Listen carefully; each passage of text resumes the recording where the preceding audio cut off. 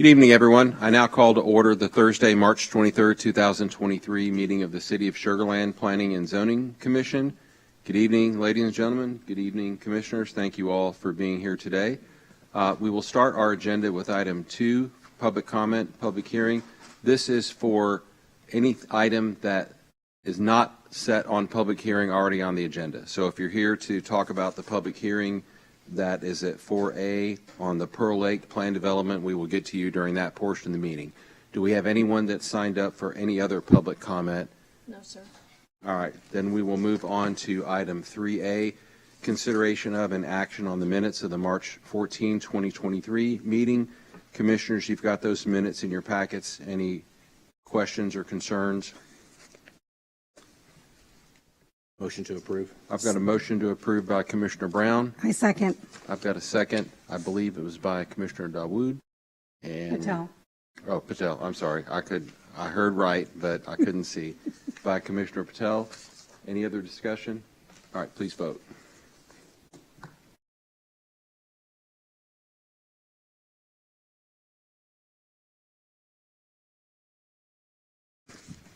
And that passes unanimously among the commissioners present. Thank you, commissioners. We will move on now to item 4A, review and discussion on a recommendation of a proposed rezoning of 6.5 acres from Business Office BO District to Pearl Lake Point Plan Development Final Development Plan, which is located along the Creek Bend Drive just south of the Fluor Corporation, further described as the entirety of the Lake Point Tract C Unrestricted Reserve D replat, plat number 200700301, and the entirety of Unrestricted Reserve E in the Lake Point Tract C replat, plat number 200700210. We've got Lauren Fair, Assistant Director of Planning Development Services. Good evening, Lauren. Yes, sir. Thank you. So we'll start off and I'll do a presentation, and then the applicant team is also here and has a few slides and would like to speak to you all as well, and then we'll obviously be here for questions after the public hearing. So we'll start off with our location here in Lake Point. So we are going to be talking about a 6.5 acre tract along what is Creek Bend and Creek Bend, because you've got the private public road Creek Bend that turns into the private road section of Creek Bend that goes around. Mouse here that circulates around here next to the courtyard and Hyatt, and then directly adjacent to the Fluor property, existing Fluor campus. So the Pearl at Lake Point is proposed as 370 multifamily units in a 1 and 2 bedroom configuration. It also includes 5 live-work units that are along the street-facing side that's on the private Creek Bend Road across from the Milano Event Center. It includes a structured parking garage that's integrated into and wrapped by the building, and then several other additional components of the development, about 9,600 square feet of flex co-working office space for lease, about 4,000 square feet of meeting space, and then space for the leasing office, fitness and gaming center, a cafe, coffee shop, all ground floor. And then also a dog park for the residents in kind of the back part of the building. So this is an excerpt from one of your exhibits in the PD materials. This is the overall site layout plan. So this would be the Fluor kind of parking lot here and that existing access drive, and then you're coming down Creek Bend, and it's the Milano Event Center, and making your way around. So up front here, you have some head-in parking, some parallel parking along Creek Bend, your kind of lobby and the leasing area and fitness kind of in this area. The building continues back here, wraps around the garage, like I mentioned, the pool, courtyard area, the dog parks back here. And then this area along towards the front of the building is the live-work units, and then it moves into the office, co-working space, and then the more of the other non-residential space of amenity space, including the other commercial uses. And then the excerpt here that is also on the plan is a sort of an alternate, if you will, that relates to the occupancy of the office space.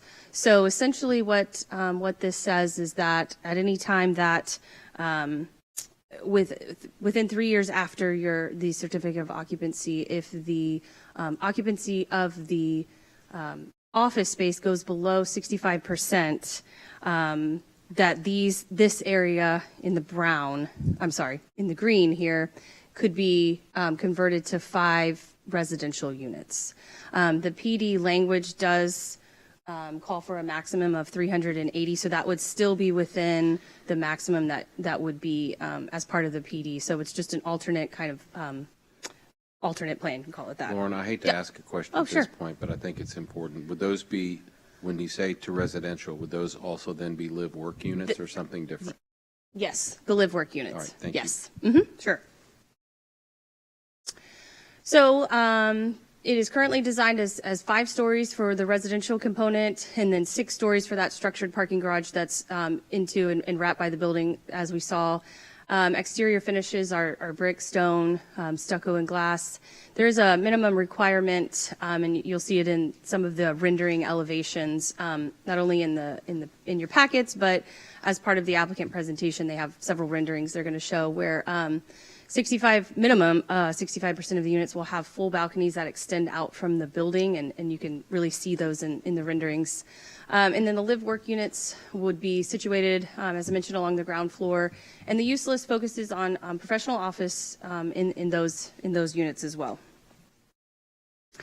And I just pulled up one rendering. As I said, we'll go into a few more renderings in the future later presentation, but you can see what I was mentioning about the balconies, the full kind of balconies there. And then this would be the corner of Creek Bend and Creek Bend there. So that corner plaza area with the live work units here and some of the non-residential space as part of the front of the building.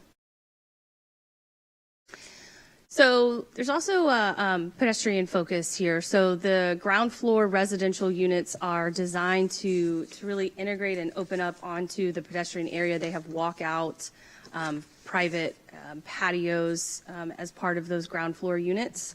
We do have wider sidewalks that are going to be along the streets and the floor facing side, the existing floor campus side, and some public plaza areas at the non-residential corners of Creek Bend, and then down further down Creek Bend across from the event center where there's more of the commercial office area and the cafe coffee shop area to have those public plazas.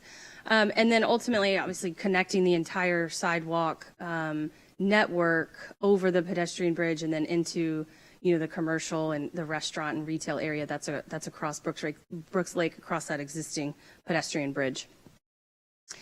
And so some of what I mentioned is highlighted in this. This is one of the amenity landscape exhibits from your packets and from the PD material. And again, showing the kind of public plaza area here on the corner, another one in front of the commercial area here, and just kind of highlighting how those units, the ground floor residential units, open up with the patios onto the sidewalk and really trying to open it up a little bit in that area. So I'm going to get into a little bit of guidance from the land use plan for this area before closing out. So just a reminder on some of the goals from the land use plan. I know we've talked about the land use plan on several projects recently, but just a reminder that the plan outlines specific goals and policies to achieve our vision statement in the land use plan. And 2 of those are aligned with this project. So goal 2, creating mixed use activity centers. And so this area is in the Lake Point Regional Activity Center. And so, being that mix of use, the compact, walkable, having public spaces, and policy 2A about creating the regional activity centers through new development by having a variety of uses in the activity center itself. And then goal 3, encouraging residential options. So this one talks about having a mixture of residential options in different settings, and specifically has guidance on on when we have new multifamily, and that it would be in mixed use settings, appropriately scaled, but then also having the percentage guidance in the plan about the single family versus multifamily housing ratios as well. And then again, the plan created 5 regional activity centers, really envisioned as these commercial civic hubs for the city that support multifamily residential developments in them with certain parameters. Primarily, a primary one of them being that no new standalone multifamily would be permitted, and it must be part of a vertically or integrated horizontally building. And again, this proposal is within the Lake Point Regional Activity Center, and it really is, one of our more vibrant regional activity centers. So it has offices, retail, restaurant, hotels, hospital, variety of residential already. I'll get into that a little more here. So again, when you look at the overall regional activity center, and that's what the dashed line is here from the land use plan. So you've got the existing floor campus, all the commercial along Highway 6 and 59. And then as you move up north on Lake Point Parkway, we have the hospital. We have a variety of residential products, so live-work townhomes, a few different types of townhome products, some urban homes, and then moving into, patio homes and single family up here on the horns or ears, however you want to call them. So it's a really diverse mix of uses in this activity center. So Lake Point Regional Activity Center in the plan is seen as an office and residential focused activity center. And it is close to fully developed. It's even more developed. This is the aerial from the 2018 plan. So there's even more development and more homes that have been built and commercial. So it states that any new development would continue to create a greater mix of uses and continue to encourage more walkability in the overall area. So it also goes into specifically talk about vacant properties that are adjacent to the floor campus and how those and development here is an opportunity for additional mix of uses in the activity center. And so multifamily is a component that is currently not present in this activity center. There's guidance in the plan about increasing pedestrian access across Brooks Lake with that pedestrian bridge. This activity center and Lake Point in general has an extensive pedestrian trail system in place around the lake and behind the townhomes, and kind of circulating through this area and then behind the hotels here and across the bridge already in place. And this is a good kind of depiction of that that was provided in the material. Just kind of shows the overall activity center and where it is in relationship to the development, and then just pointing out different uses and how you can get around through the activity center. So it really focuses in on some of the connectivity to getting to some of these restaurants and commercial and retail, and then hotels and kind of the overall connectivity in the area. And then the plan for the activity center, when the land use plan was done, redevelopment of floor campus was a focus for this activity center. And so it talked about how adjacent development or redevelopment should integrate into any future opportunities on the campus, whatever they may be. And so it really provided guidance for that. So this project was done with those ground floor units that are along the existing existing access drive here to open up into the sidewalk and open up onto the sidewalk along Creek Bend here, and then having some on-street parking back here in this area that could provide opportunity for a shared parking opportunity for something that might redevelop here on floor in the future. And so just want to quickly touch on the technical studies as it relates to this. So traffic impact analysis was performed on this site. It was reviewed with city staff and traffic engineers, and concluded that there were no improvements in the city's public right-of-way that were needed. It did recommend a few on-site private improvements, a crosswalk on the private Creek Bend area, and then just some turn lane adjustments for getting into the garage, so just kind of some minor on-site private improvements. And then looking at the school impact analysis, so that was done through the PASA, the Population and Survey Analytics who are the demographer for Fort Bend ISD. And in looking at the number of units and the breakdown of 1 and 2 bedroom, concluded that it would yield about 23 students at full occupancy there.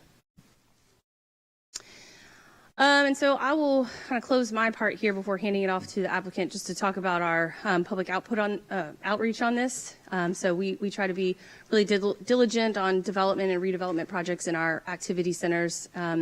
So of course all the state regulation requirements and the notifications were met, but we also had a dedicated project webpage on the city's website. We put messaging out on the city's Nextdoor page. Notifications to our email distribution lists that we have, to the Lake Point HOA and the POA. And then the applicant team hosted 3 public community meetings as well, for residents from the surrounding neighborhoods to join those and to ask them any questions and be able to have some dialogue with the developer team on that. It says here, received 1 public comment form in support. We actually have 2. I provided the second one to you all at your seats there. That was received after the agenda as well. So with that, I'm going to hand it off to Les Newton here. Good evening, Commissioners. I'm Les Newton. I've lived and worked in Sugar Land since 1984. Our company developed First Colony, including Sugar Land Town Square and Lake Point Town Center. So we have quite a bit of experience in mixed-use development. I think our company has developed most of the retail, office, and mixed use in our city. We do not develop residential buildings, but we have designed dozens of residential neighborhoods, and we think we know, have learned through our mistakes and successes what makes a great community. And one thing is that we always try to partner with the best residential developers, which we think we have that in the Morgan Group. Lake Point is already a great community. I mean, we're proud of Town Square, but frankly, in a lot of ways, Lake Point has been much more successful. The retail is stronger. The trail system that Lauren referred to is extensively utilized. There is a real sense of community in this area. Our role in this is just to assist with the rezoning, sell the land, and help Morgan bring the Pearl at Lake Point to fruition. Nick will tell you more about his company and the project, the details of the project shortly, but I wanted to take just a few minutes to tell you why PCD believes that this is the right project in the right place, and why we think it speaks to the spirit and intent of the land use plan, and more importantly, why an infill, what we're calling luxury multifamily, it makes sense here. So this is an oblique aerial, excuse me, of Lake Point. That's not too old. It shows both of the hotels on the peninsula, and the site is right here. As you can see, looking Lake Point, we kind of refer to it as sort of one of the best kept secrets, because there are people who drive our freeway every day and don't know that this big 65-acre lake is over there.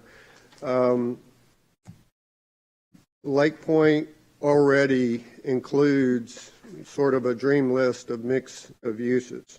It has 332 high-density single-family homes in the form of townhomes, brownstones, live-work, the urban homes. Some of these are 3- and 4-story homes that you see along the lake. It has 1.5 million square feet of office, which includes about 1 million for floor. 500,000 square feet of medical office. When we bought this land from Fluor in 2004, we thought, well, we're going to do about 1/3 residential and 1/3 office and 1/3 retail. And what we really underestimated was the demand for medical office. It really helped the project proceed at a very healthy pace and helped make it successful. We have 250,000 square feet of retail, including the Whole Foods Center. I wish we had an anchor like Whole Foods in Town Square. Anchor tenants are very, very important to the long-term success of retail. And it has been great having Whole Foods. It took us 10 years to get them. They focus not just on income level, but educational attainment, which we know is very strong in our city. So that's a very important part of what Lake Point is. We also have 115,000 square feet of fitness with Lifetime Fitness and a rowing club building that we helped build on the creek. And then there's 65 acres of lakes, trails, and parks. And again, I think we have about 2.5 miles of trail around Brooks Lake that is extensively utilized. This is the largest rack in the city. It's the highest value rack in the city by far, and it has the most mix of uses. Adding a high-end multifamily component will improve the sustainability of the retail and the other commercial services in Lake Point. Our population is aging, and as we age, we spend less money. We need young professionals to come in and help support these restaurants. We have vacancy over there, and that vacancy's been there for a while. And there's some other reasons I think that that's occurred, but because that shopping center did change hands recently. But we really need to get more housing options for our young professionals.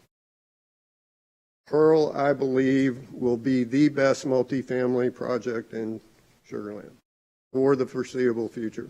A better one may come along, but this is going to be head and shoulders above anything that we have thus far. I'm going to go back to this aerial that Lauren already showed just to speak to a couple of issues. When we talk about walkability, I think it's been sort of pounded in us that Sugar Land Town Square is what everything needs to look like. That's walkability. Talk to the residents over here. They walk. And a resident of Pearl can walk to Whole Foods in less than 10 minutes. They can walk to the restaurants in less than 10 minutes. Not everybody's going to do that. We still love our cars, but it is a walkable community. It may not be considered compact, but it is mixed use, it's walkable, and most importantly, it's vibrant and successful. Pearl will only enhance this sense of community that we already have and observe on that trail every day. The land use plan also says, it speaks to vertical mixed use. I've had a problem with this since it was written, because the example here is we have successful retail, we have successful residential, we have successful everything, and there's not a single vertical mixed-use building in Lake Point today. Now, Pearl will comply with the intent of the land use plan and the code by incorporating the flex office, and we actually think there's demand because of the way office or the way work is changing, the way people are changing, and we hope that by having some co-working space in the project that residents will avail themselves of that. It's open to be leased to anyone. It doesn't have to be a resident. And we think that will work. But we also put that safety valve in to say if after 3 years this thing is not leasing, then let's go back to a live-work unit where we know we can make that work. We've seen that. So I think that if you really look at the goals and the intent of the land use plan, it wasn't just to say, let's have mixed use for the sake of mixed use. We want mixed use because we think it creates more successful projects, stronger retail, stronger other services. Density supports those services. And we have that in Lake Point. And Pearl is just adding to it by bringing new young professionals into our community. Thank you for your time and attention. I want to introduce Nick Leitner with the Morgan Group and let him tell you more about his company and the project. Thank you, Les. I appreciate the introduction. and good evening, Commissioners. My name is Nick Leitner, and I am the Houston Development Partner for the Morgan Group. I live in the Memorial area within the city of Houston. I've lived in Houston for about 10 years, and I love Sugar Land, and I've been trying to work on multiple projects, but working on this one for quite a long time, so I'm happy to be here tonight to present it. I would like to take Yeah, a few can minutes. you speak up a little bit, sir? We're having a little hard time hearing you. Can you hear me? Thank you. Better? Ish? Sorry. Yeah, I know. I don't mean to have you I'll bend lean over. over a little bit. Thank you. Thank you. No problem. I would like to take a few minutes to just introduce the group and some of the audience to who Morgan is, a little bit of our history, a little bit of our track record. I do think it is important understanding who we are. So Morgan is a third generation family-owned company. It was founded by Bill Morgan, the predecessor company, in 1959. We've been in business now for over 60 years. We're a vertically integrated firm. We develop, we construct, we acquire, we self-manage all of our properties across all states that we've developed in. Since the late 80s, we've focused exclusively on Class A development. We've done over 20,000 units here. To date, we've acquired over, I think, 8,000 units, give or take, today. We're a nationally recognized firm. We have our headquarters here in Houston, in Grand Plaza area. But we also have sort of a second office that has some construction activities and other development activities in Florida, based in Miami. We have some offices in Austin, small office in Dallas, and a small office in Colorado and Denver. As I noted, we're vertically integrated. We've built 25 communities within the city of Houston. Prior to 2011, they all sort of had different naming conventions. It would be the address of the property. But since 2011, we have a brand called Pearl. And so you'll see we've got several Pearl properties in Midtown, several Pearl properties out at City Center, and those are intended to be our highest end multifamily communities. Go through this. As for just the vision of the community, I think to provide some context, this is intended to be one of our nicest projects that we've delivered to date. As it was noted earlier, it's a 5-story wrap project, lots of masonry, really extensive uses of high caliber exterior materials, lots of glazing, storefront glazing. It will set the standard for multifamily development and living here in Sugar Land. As noted earlier, the location is extremely desirable from a live, work, play environment, and it is truly a unique setting, I think, even within Sugar Land. Touching on a couple of just design elements, activated streetscape here. This corner here is Floor Campus would be to the view to the left. You would pull in, and this is actually a 2-story volume fitness center that we have, for the residents. We have a total of 12,000 square feet of additional amenity spaces provided, as it was detailed earlier. Again, these are the 5 live-work units on the streetscape element. As we've gone through this process with the city, we understood that there continues to be a growing need for high-quality office. We were happy to provide high-quality office space within the community. I'll note kind of where that is here. Essentially, it wraps this whole side of the project all on the first floor. And then referenced in the earlier site plan, we've got additional amenity spaces that'll be provided to the office users, during the daytime working hours.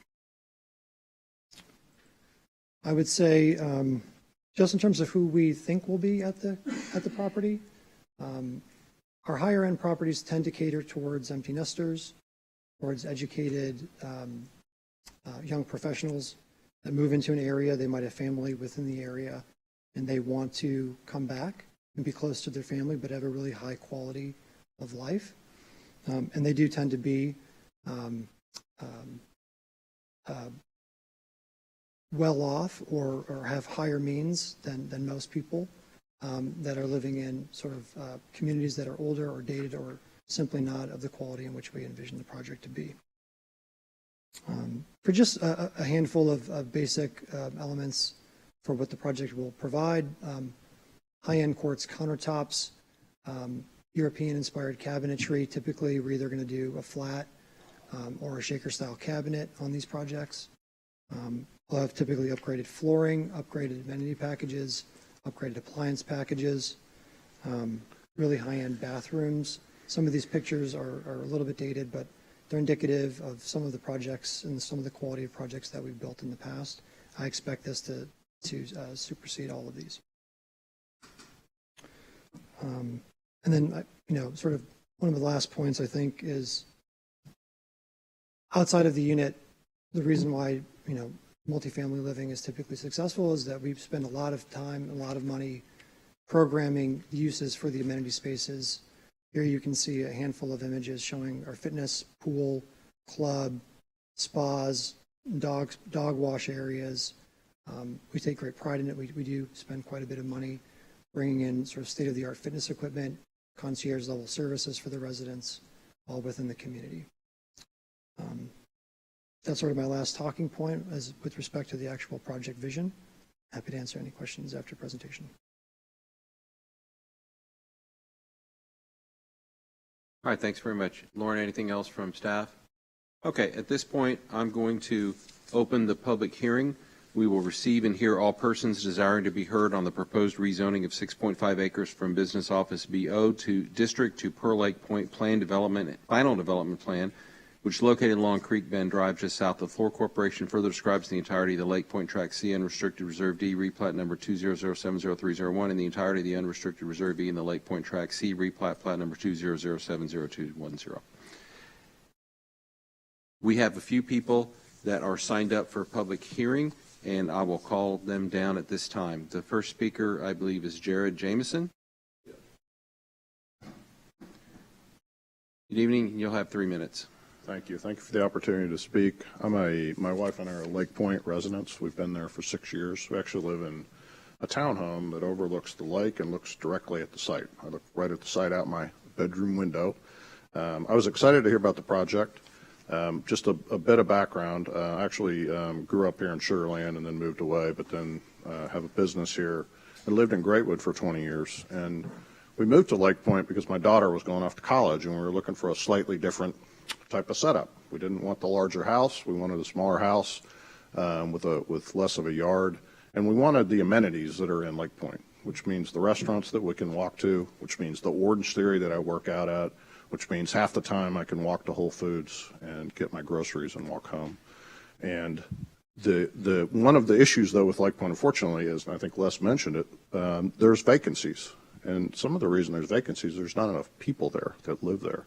And so what a great opportunity to introduce people who have the means, who can afford to go out to eat and spend money at Whole Foods and support the local economy.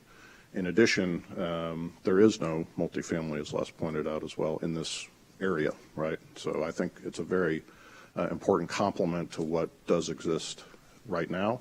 And I'm fully in support of the project. And obviously, in terms of changing the zoning, I think this has been in the city for 43 years. I don't see anyone clamoring to build office at this point, and certainly post-COVID, that's not the case. So this seems like an ideal project for the location. Thank you. Appreciate it. Thank you. And for the record, that was just over a minute. We need to do the clock on the next couple speakers if we can. Our next speaker, I believe, and I apologize if I'm mispronouncing your name. I don't have my glasses tonight. I've got Rodney. Want to help me with the last name, sir? Grant? Craig, I'm sorry. Come on down, sir. Good evening. Thank you. Rodney Craig. I live at 1402 Lake Point Parkway. My wife and I have been Sugar Land residents for 30 years. 16 of those years have been as Lake Point residents. We were amongst some of the first to move in. We sold a large home in Sugar Land to downsize because we're empty nesters. Lake Point represented our dream. We were sold on the vision of being able to walk to Whole Foods and walk to restaurants. And as empty nesters, that's the lifestyle that we wanted. I also own a business in Sugar Land. It's a technology and technology services company. It is so hard to hire people in general, but in particular, young people who are those that are tech savvy. They don't want to come to Sugar Land. It's too hard to attract them. They like the amenities of being downtown, inside the loop, where there are restaurants that they can go to. They consume entertainment. They consume the way they socialize, totally different than all of us with the white hair, and in my case, the lack of hair. So when I heard about this Pearl development, and I did attend one of the events that they hosted, it looked like it's a fine development. I think it will be a major plus for the area. I look down the street, 5 minutes out of my front door, there are a couple empty restaurant pads. Colvines has been empty for at least 5 years. The old Veritas site has been empty for 3 years. And as Jared said, the primary reason is that there's not enough density to support those restaurants. They need their support from consumers that can come in and spend money. Obviously, this is a project that's not what I would call a low-income housing project. You've got to be a person of means to live there, and you're going to spend money in that area as well. So I think this is a great project, a great opportunity to enhance development and economic development in that area. There have been a number of other businesses that have failed in that shopping center as well. A lot of turnover, and I know, as Les mentioned, that shopping center just changed hands, about a year ago, Les? And if I'm that business owner, at some point, sooner or later, I see all those empty pads, all of a sudden, my tenant quality gets dropped because I want to at least get some revenue coming through there. And generally, when you do that, you get a lower quality tenant, more transitory type tenants, and tenants that may not be desirable in that area. So About 30 seconds, sir. 30 seconds? Oh, I didn't realize I was talking that long. At any rate, I'm in support of this project. I think it's a phenomenal idea. My wife and I would be happy to have those folks as neighbors. Thank you. Thank you. You made it. All right. Next speaker, I believe, is Colby Curtis. Hope I'm saying that close to correct. Good evening. Good evening. I'm Colby Curtis. I live at 3914 Woodhulla Court in Sugar Land. And I hope you don't mind me reading my comments to you tonight. I'm a 35-year resident of Sugar Land. I'm a commercial real estate broker and have spent the majority of my career focused on brokerage and development projects here in Sugar Land. I've had offices in Sugar Land for over 30 years, with the past 15 years as partner and managing director of the Fort Bend office of Colliers. I'm here tonight to speak in favor of the proposed rezoning of the 6.5 acres in Lake Point from business office to Pearl Lake Point PD. I've been fortunate to have been involved in a number of commercial developments here in Sugar Land over the years. I was here during the early years of First Colony. I've had a front row view of the explosive growth and the success story that's now Sugar Land. It's a privilege for me to offer my support of the zoning change and the proposed project you're considering tonight. As of you, I've known Don Jansen and Les Newton for years, and I don't need to spend time speaking on the quality of the developments they've been involved with. We're in one of those tonight. I would like to speak to the importance of moving forward with implementing the visions contained in the city's land use plan adopted in 2018.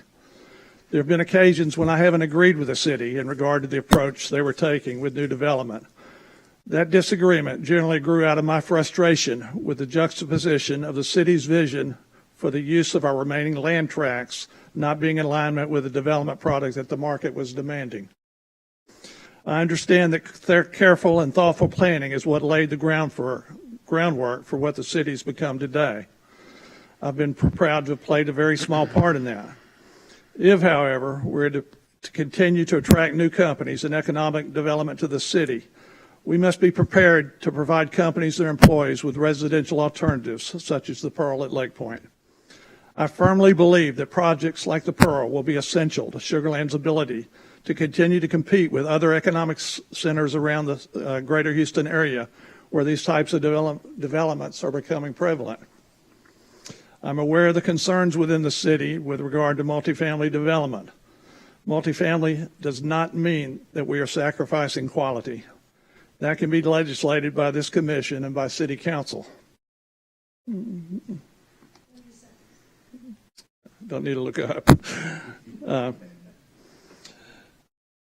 If Sugar Land wants to continue to lead our region as a community that is a first choice for individuals, families, and businesses considering relocation, then we must not only compete, but we must excel at offering products and environments that are first in class and offer consumers what they are demanding. The Pearl at Lake Point is such a product. The Pearl would be an important part of the Lake Point Regional Activity Center and could potentially become an important amenity to the successful redevelopment of the Fleur campus. I'm certain that a development such as the Pearl will bring value to the city, to Lake Point, and to surrounding property owners. Thank you. I appreciate your time and urge you to vote in favor of the zoning. Thank you. All right. Do we have anyone else signed up for a public hearing that's here to speak? Second call. All right. We have one comment that I'm to read into the record, so I will do that. This was a letter received at 2:55 p.m. this afternoon through the city secretary's office. Dear Planning and Zoning Commission, my name is Jeff Wiley. I am a resident of the city of Sugar Land and reside at 2415 Hodges Bend Circle. I am also the president and CEO of the Greater Fort Bend EDC. Although my board would likely share the same sentiments here tonight that I have, this project has not formally come to our board for endorsement. As such, these comments and opinions are mine and mine alone. I've been a resident in Sugar Land for over 19 years, and for most of that time I've worked in the floor building adjacent to this site. I've also lived at the Creek Bend neighborhood for 3 years between 2015 and 2018 adjacent to Creek Bend Drive. I am familiar with the location of the project and its potential impact to the area. My wife and I moved here for work but selected this community for its schools and wonderful, well-planned communities. We also like the opportunity to live in a community with a small town feel but have the amenities of the big city life. Sugar Land Town Square gave us that sense of live, work, and play we were after within miles of where we lived. Over 2 decades living here, we have seen retail come and go and vacant retail spaces remain in Sugar Land Town Square. Likewise, retail projects in Lake Point across from where I work in the floor building continue to struggle with the former Veritas and Post Oak Grill and Coal Vines remaining vacant for years. While we are one of the wealthiest and culturally diverse cities in the country, that does not translate necessarily to robust retail success for our community. To make these centers work and provide the retail opportunities all residents can take advantage of, we must increase population density around the centers while ensuring the overall quality of life aspects we have come to expect remain. I believe we can achieve this goal in selective circumstances. Based on the application and the data presented by the developer in the city, there seems to be no significant impact on traffic projected for the area or on the school system from additional K-12 students projected. In previous discussions concerning multifamily in the city, we also know that there is data suggesting no increased incidence of crime per capita for apartments over other parts of the city. The Pearl at Lake Point is primarily in a commercial area and is buffered by Brooks Lake, but with pedestrian access to Lake Point retail. I believe the Pearl at Lake Point will be a welcome addition to the area and a benefit to sustained and new retail and restaurants that benefit the entire community. One final point concerning quality: unlike apartments and crime in adjacent cities in Harris County, all development in the city of Sugar Land has zoning, and most have HOA deed restrictions that protect and preserve quality standards, upkeep, and maintenance of facilities. Also, a wrap project such as this with structured parking is a high-end project that will likely cater to higher-income tenants. Finally, we have one of the best police forces in the country. I trust our leaders to ensure this project is and remains an asset to our community. I fully support the Commission's approval of this application. Jeffrey C. Wiley.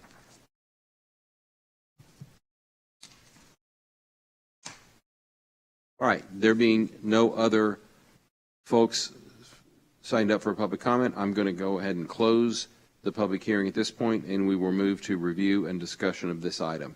I'll remind the commissioners and those gathered we're doing review and discussion tonight, so we're not voting on this. This is an opportunity to ask questions of staff and the applicant and provide feedback for when this does come to us for consideration and action. So with that said, I'll start down here. Commissioner Patel, any questions for staff? Yes, I just have a few questions. This is definitely the vision. Those people who participate in the land use plan.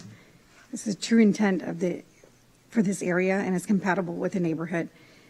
I will be a good test for what the market will do and Morgan is a smart developer. I just have a couple of questions. Question one would be, this is also the area for the dragon boat races. Will they be able to work with the developers to make that still happen? That's one of the questions I have. You know,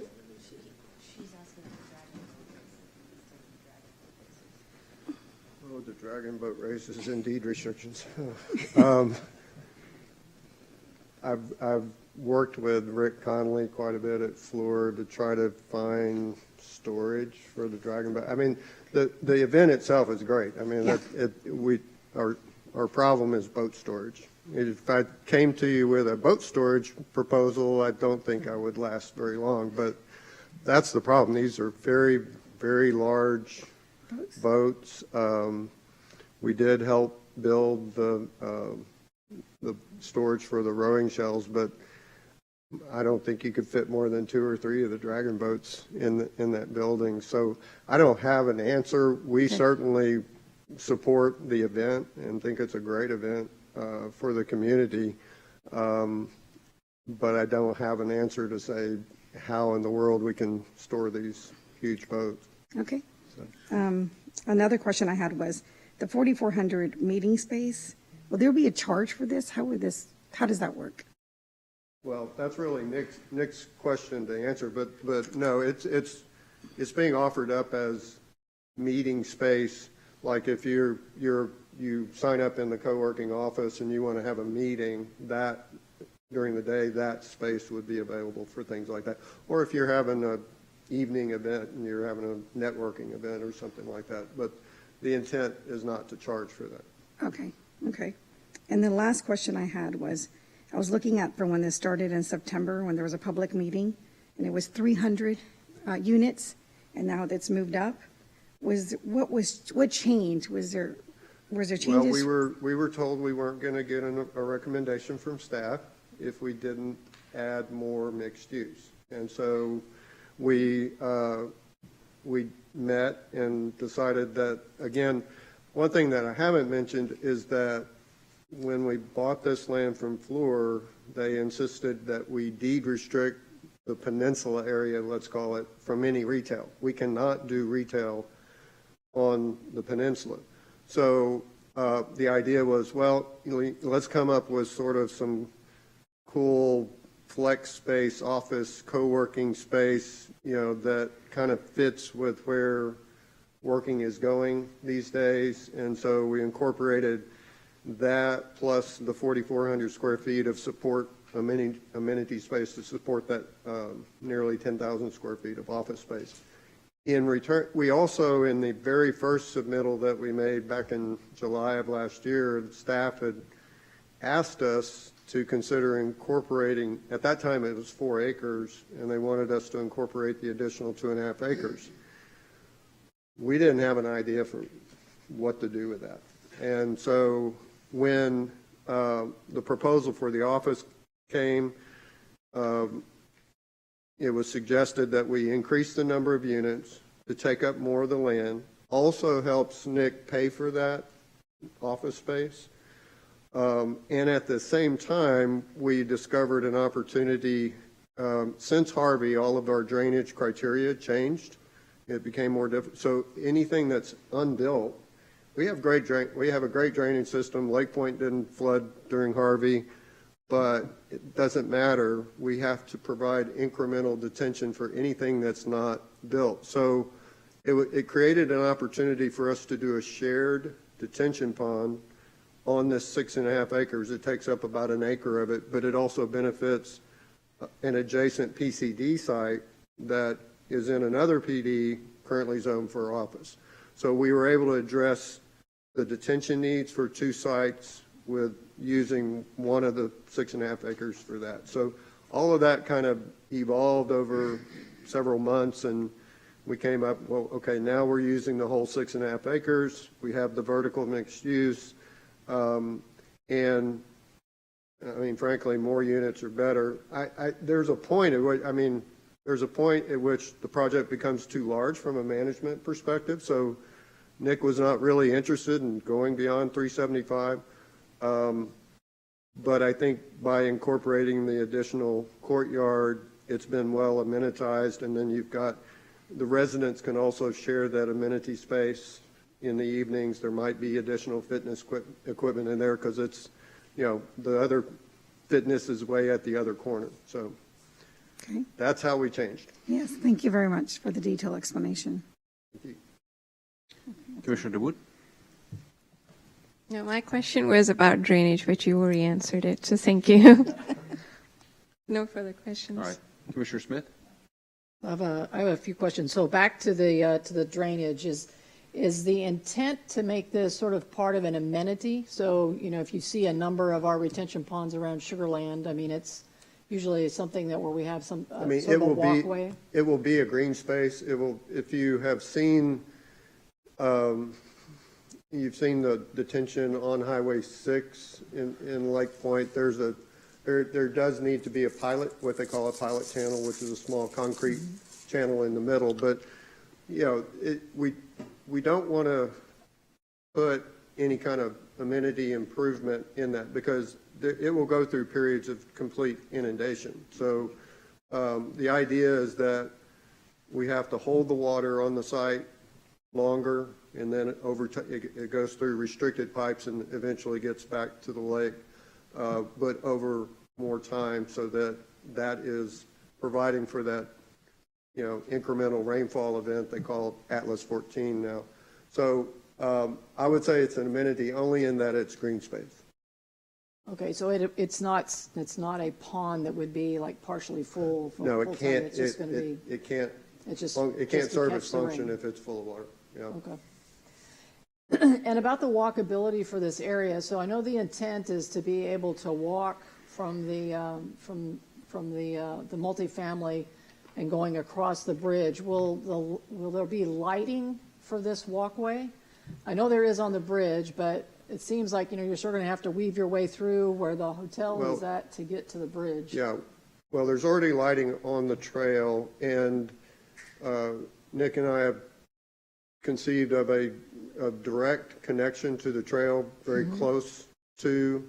Now, people may choose, I think it would be a slightly shorter walk if they're going on the inside of the peninsula, if you will. And that we don't really control because that's landowner by landowner, but we can certainly light the connection. It'll be, a designated crosswalk across Creek Bend. It crosses an FCCA landscape reserve, and that, I think, should be illuminated in the same way that the trail is. Okay, great, thank you. Another question I had is around the parking. So in the pictures that we see, it's a 5-story building, and you talk about the parking garage being 6 stories. So will there be like an additional facade that will go up to cover the parking? Actually, the 5 stories of residential are the same height as 6 stories of parking. The parking floors are shorter than the residential floors. So I think one of the first exhibits has a section in there that would show you the height of the residential component versus the height of the garage. It's fully screened. You won't be able to see the garage. Right, thank you. Yeah, I guess I couldn't tell from. Sorry. And in the, this may go back to staff, because in the land use plan, there is talk about there's the need for open public space. So is some of that additional area that's I guess designated yet to be developed, is that intent to be some of that to be a park, or is that going to just be further development for? Sure. I don't know whether it'd be back- like for back office here? space, restaurants. Back Yeah, here? So Okay. I just wonder where within the plan for this particular rack, where there would be like open space. Yeah, so I'm trying to find the exhibit. There's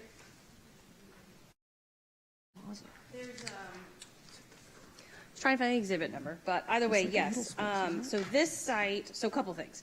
This site itself does have a few kind of areas. Well, I'm just scrolling around. Hold on. This is what I was trying to get to, yeah. So there's a few areas on site here. There's one in front of the commercial area, which was specifically done, and Les can speak to more of this, and Nick to the design if they would like, but to serve the non-residential uses there. On the corner here as well, to serve some of the kind of a gathering space here. But then as far as the overall activity center, I think a lot of it is also going to depend on the redevelopment of Floor, and there's going to be a lot of opportunity when we kind of get to that point to be creative at that space and how we could have public space there. Because as of yet, it's pretty close to fully developed and or already spoken for, if you will, with other PDs in the surrounding area. Yeah. And so for this rack, I think if I read correctly, it was 444 is sort of the top. So with this coming in, would then this sort of now be all of the multifamily you would envision being in that rack then? So that other property, that other little piece of property that's out there would be something else besides multifamily? So the property that's right next to it is office, and that's already zoned in another PD that was done about 5 or so years ago. If you're talking about the space directly behind this and across the street next to the event center, that's all office. So any other residential opportunities would be for when Floor redevelops eventually, and we'd have to go through that process and see what that looks like. So I can't tell you that there wouldn't be any more requests for multifamily or any other type of housing for the Floor redevelopment, but right now, we're within that 444. Would have to come and Right. We would go through that through the process. Yes. Okay, thank you. Commissioner Hart? Oh, thank you. This is a very nice development, and it's in the right place, I think, like other people have said up here. As a former Floor employee, I ran hundreds and hundreds of miles around those trails, and yes, it is very nice. It's a walkable area. Like I said, this is a perfect place for this one. My questions, I think you covered them, were about, and I guess you own, Les, if I could ask. I know you can't say much, but I know that Floor building is not tenable right after Floor leaves. It's not reusable for the most part in this climate, and also the status of the structure. The majority, I never say, I wouldn't say that with absolute because, Just want everyone to be able to hear. nothing's absolute because, I think that certainly Floor has for years said this is an obsolete building, it should be torn down. Yeah. Because it's obsolete for their purposes. When it was built, they used drafting tables, and it's just the workplace is different. And it's a very difficult building. They've seen over the years, it's very difficult to lease to multi-tenant because there's no identity to the outside, and there's these huge common spaces. So I think that it's almost become the consensus that redevelopment of that building will be the highest and best use for that land. And what that becomes, I don't know. You don't know. Do you have so how much of the land do you own? Well, could I understand, but this is part of the No, we planning don't- part. we don't- I'm just going to say, if you could just relate your question to this item and not the other property that is not really before We us, do that not would be own helpful. anything related to the 52 acres that's Floor.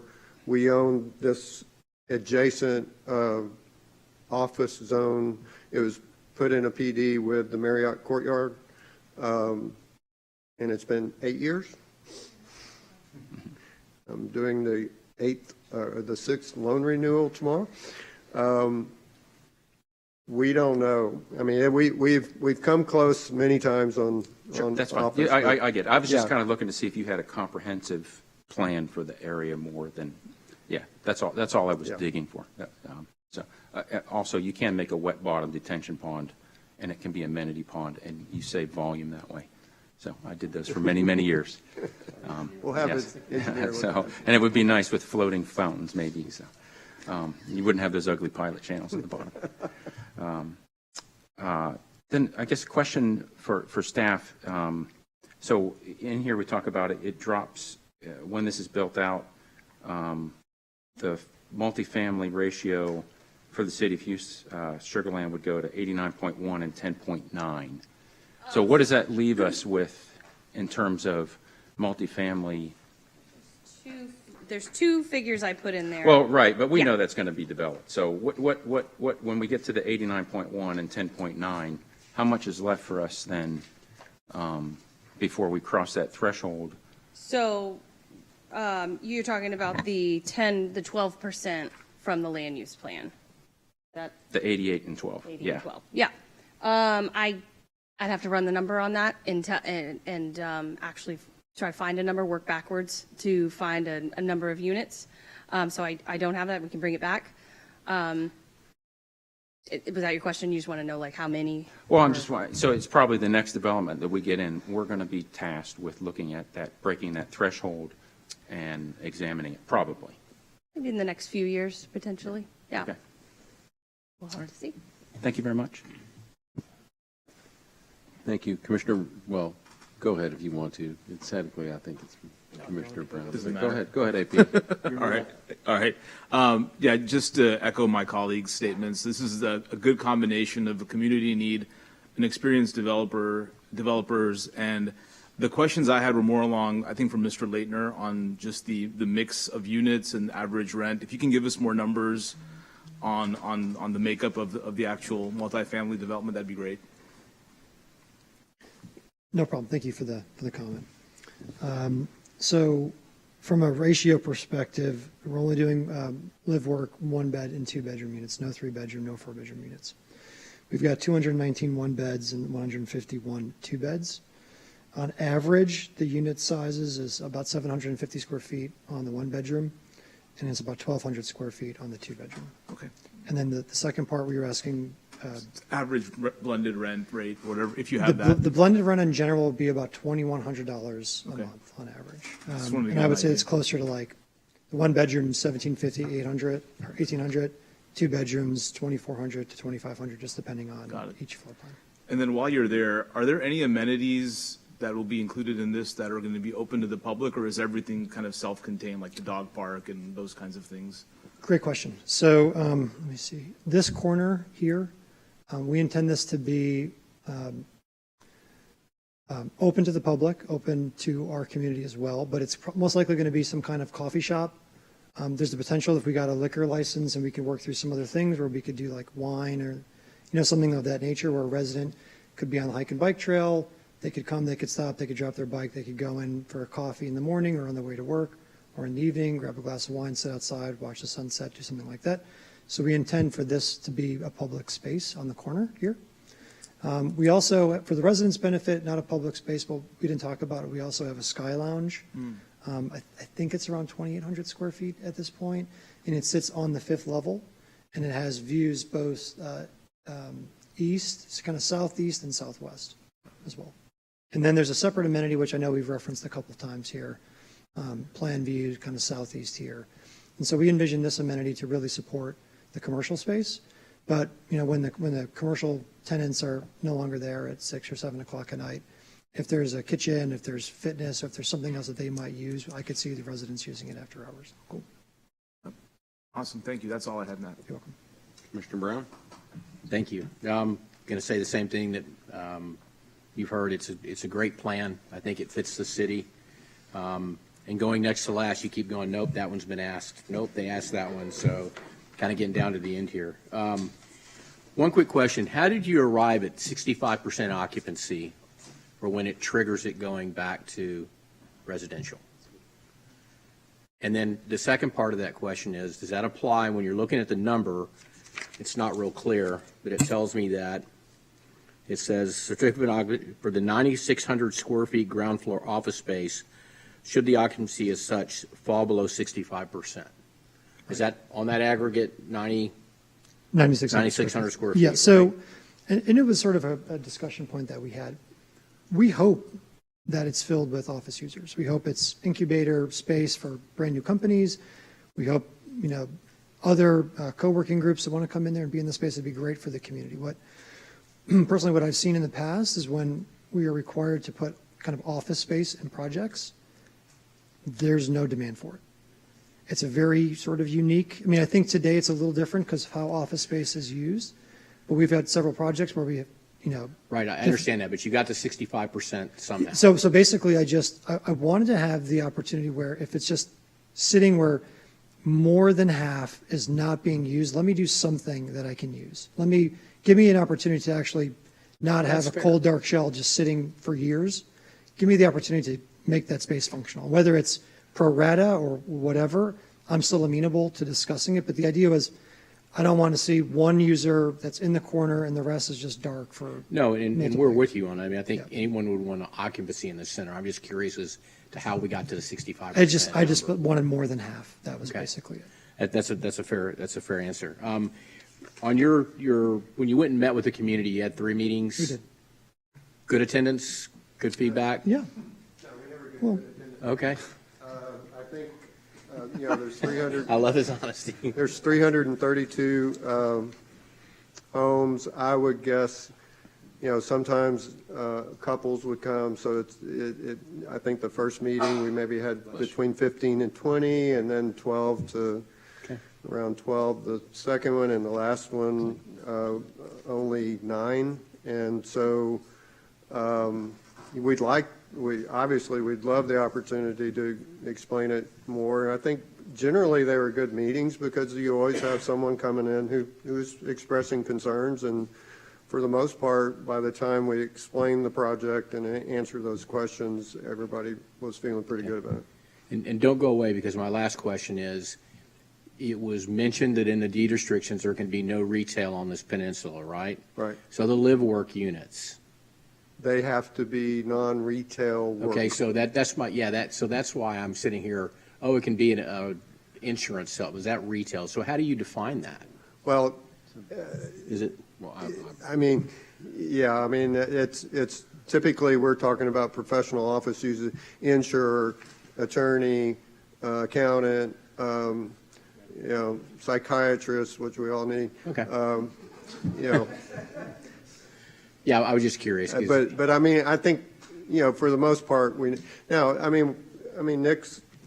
in a sense, you could say we have retail in this roughly 2,000 square foot corner coffee shop, but the deed restriction does say that you can have retail ancillary to an office building. So it's kind of a little bit of an opening there. I mean, I won't say that was the express intent. The idea was that if you had a 6-story office building, there could be, a sandwich shop in the bottom, and that wouldn't be a violation.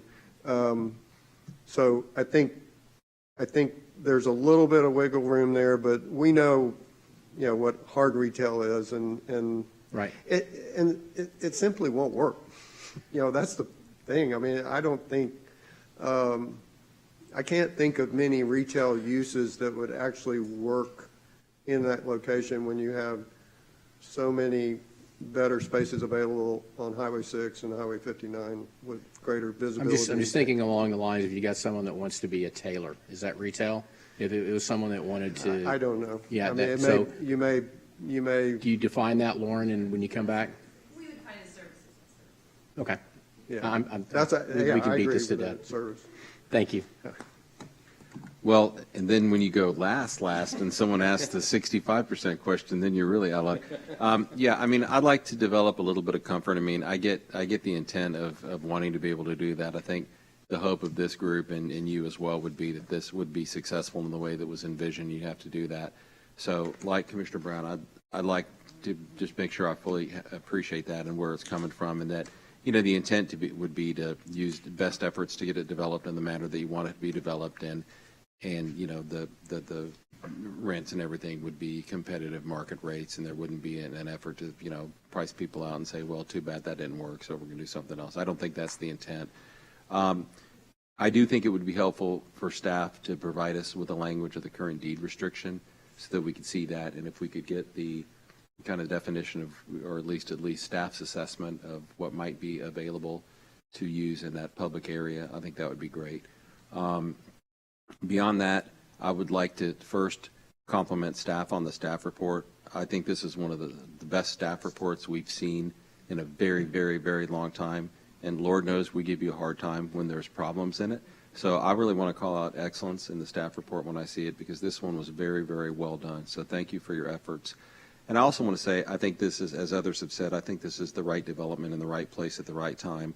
The proposed development plan is also excellent in every regard. You've heard the feedback from the commissioners. You've heard the feedback from the public. So I think this looks great, and we appreciate the work that's gone into it to get it to this point, and it looks fantastic in every regard to me. So I think this is a great example of excellence, and I also really appreciate the fact that you did have several opportunities to meet with the public. You weren't required to do that. We've had we've fussed at other people for not doing enough of that. So I appreciate that y'all have done that on the front end, and I think it's been helpful to kind of get the support that we've heard tonight and get you to where you want to go. So those are my only comments on the proposal, and I think what we would like to see.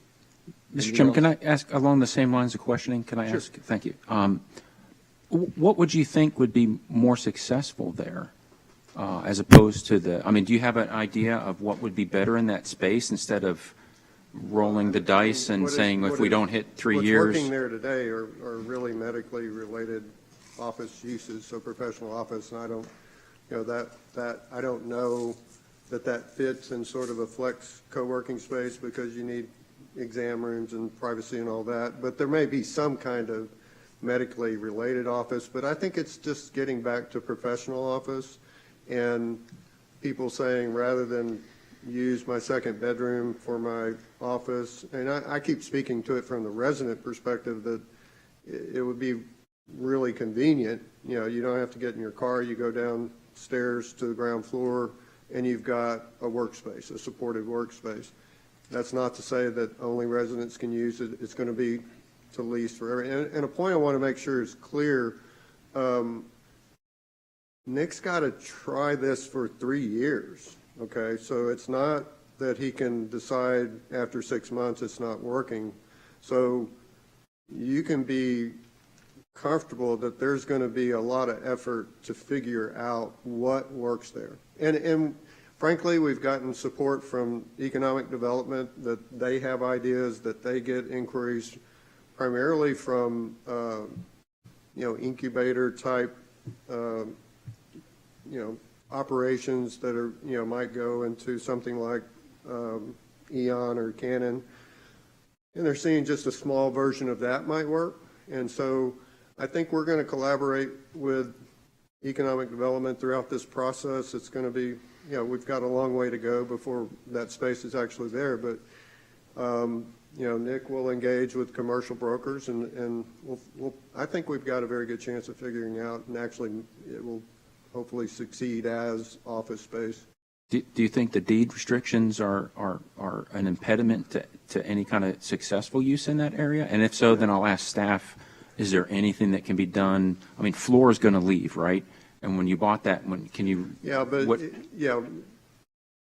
it's not dependent upon Floor. They don't actually own anything. It's depending on the owners of all the surrounding property would have to vote to change it.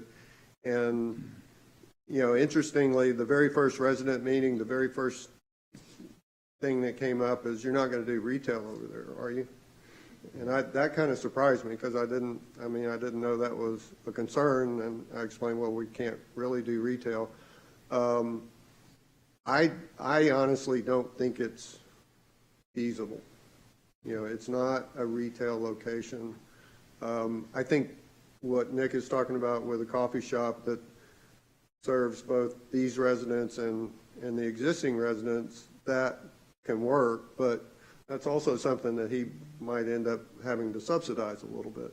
So it's not a conventional retail location where a landlord can feel comfortable, signing long-term leases with retailers. Sure. Okay. I was just looking to see if there was any other way that impediments could be removed to the success of that area. That's all. Thank you.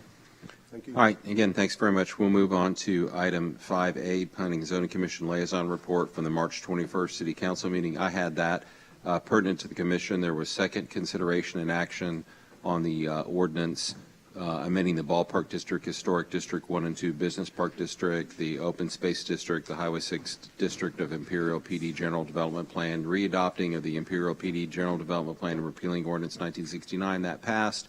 There was also second consideration and action on the ordinance providing for a change of zoning from zero lot line single-family residential R1Z district to residential estate R1E for the 9.1217 acres of land on the SM Williams tract that you remember we had a couple weeks back. And then I believe there was one other item. There was a public hearing on all persons that wanted to be heard on the final development plan, University Commons Phase 3. And there was first consideration of the ordinance amending the University Commons Phase 3 Telfair Center Lakefront District E PD located at the northeast corner of 59 and University in the Telfair tract, and readopting the final development plan and repealing Ordinance 2270. Those all passed. And that's it. 5B, City Staff Report. Hello. So our next meeting is April 11th. We anticipate 3 items on that agenda, most likely this one coming back for the Commission's consideration and action to move it forward to Council. We have an item in Riverstone to take a look at as part of the general land plan, and then we will have the public hearing for and consideration and action that evening for the overlay district that we talked about at the last meeting last week. So that's what we're projecting for April 11th. All right, thank you. Anything else? All right, I'll move to adjourn. I've got a second by Commissioner Brown. That passes. We are adjourned. Good night, everyone. Thank you, commissioners.